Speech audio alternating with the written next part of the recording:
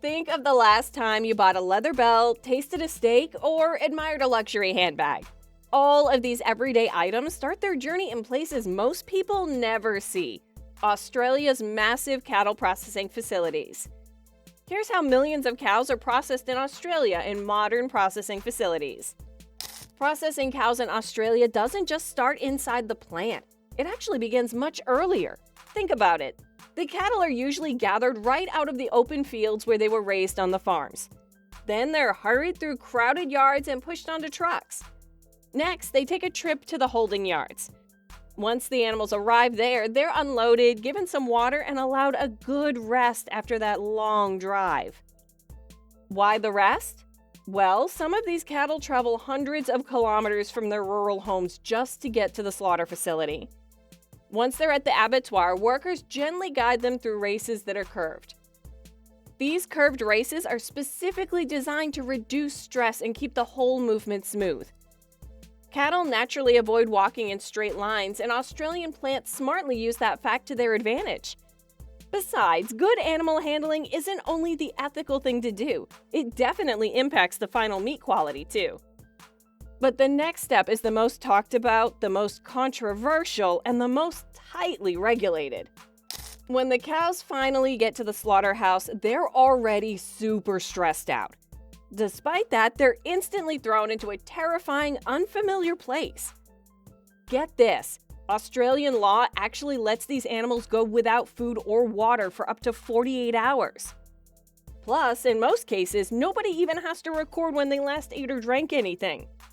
So the cows are kept hungry and under immense stress, even though the farmers always try hard to manage things.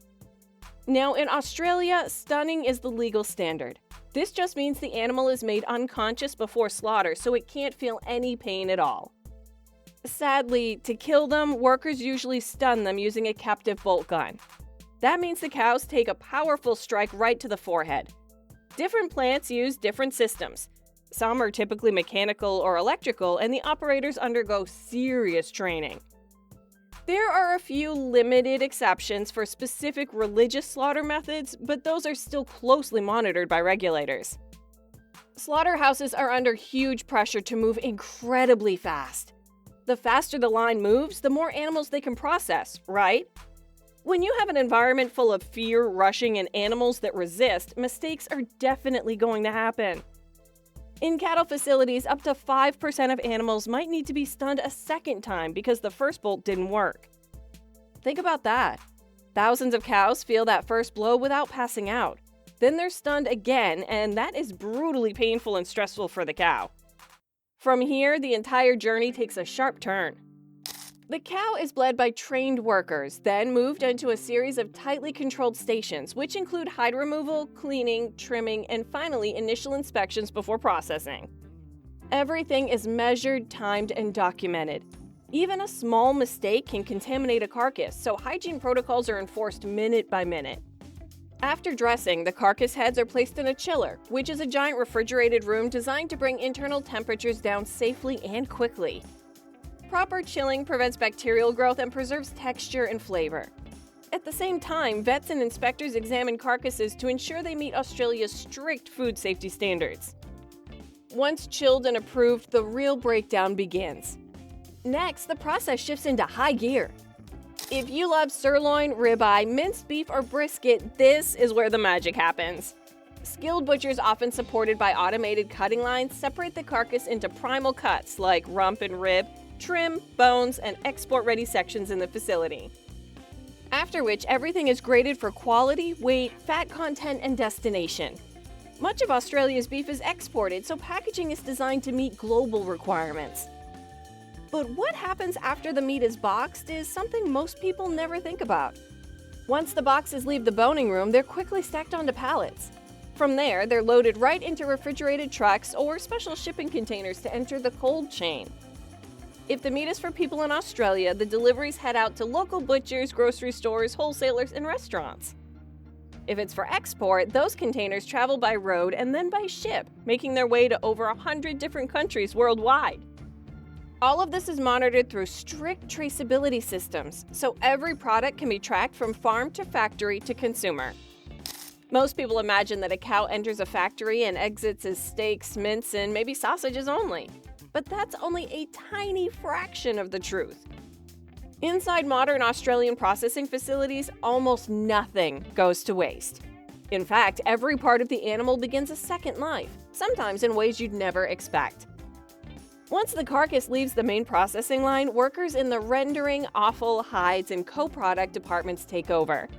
These areas operate like small factories within the big factory, each one turning one specific part of the animal into something new.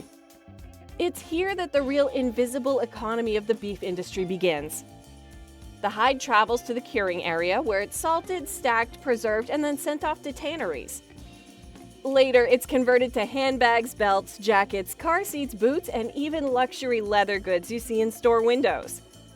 But the hide is only the beginning, because what happens to the fat is even more surprising. The fat is rendered down into tallow, a waxy golden product used for soaps, candles, cosmetics, skincare, industrial lubricants, biodiesel, and renewable energy sources. Yes, the same cow that can feed a family can also power machines and moisturize someone's skin. Next are bones and blood of the cows. The bones are cleaned, crushed, and turned into bone meal fertilizer, animal feed ingredients, gelatin, the kind used in sweets, capsules, and marshmallows, collagen products, and even pet treats. Think of gummy candies, vitamin capsules, marshmallows, and hot chocolate, all a part of which comes from cattle bones. And finally, even the blood has a purpose. In specialized facilities, blood proteins are separated into components used in pharmaceuticals, medical research, animal feed formulas, and lab reagents.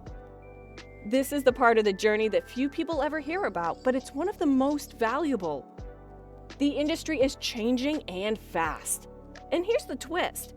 Public pressure and government regulations have pushed plants toward greater transparency, including CCTV in processing areas, stricter welfare audits, and improved handling systems. These changes mean the industry you see today isn't the same as it was 10 years ago, and it'll look even more different 10 years from now. Australia remains one of the world's largest and most trusted beef exporters. Cattle come from a wide range of regions, from the tropical savannas of the north to the cooler temperate grasslands of the south. Their environments may differ, but the methods used to raise them follow the same core principles across the country. And once they leave the farm gate, their journey toward becoming a finished steak truly begins. Unlike many other competing nations, Australia faces some of the highest beef processing costs in the world, and the majority of its customers are located overseas. High wages are a part of this, but the industry offsets the cost through labor efficiency. Fewer workers managing larger numbers of cattle and taking advantage of economies of scale. And that's the hidden world behind Australia's beef industry. It presents a blend of scale, science, and stunning efficiency. Which part of the process left you saying, wow? While you're still here, please like, share, and subscribe to this channel. Until next time, thank you for watching.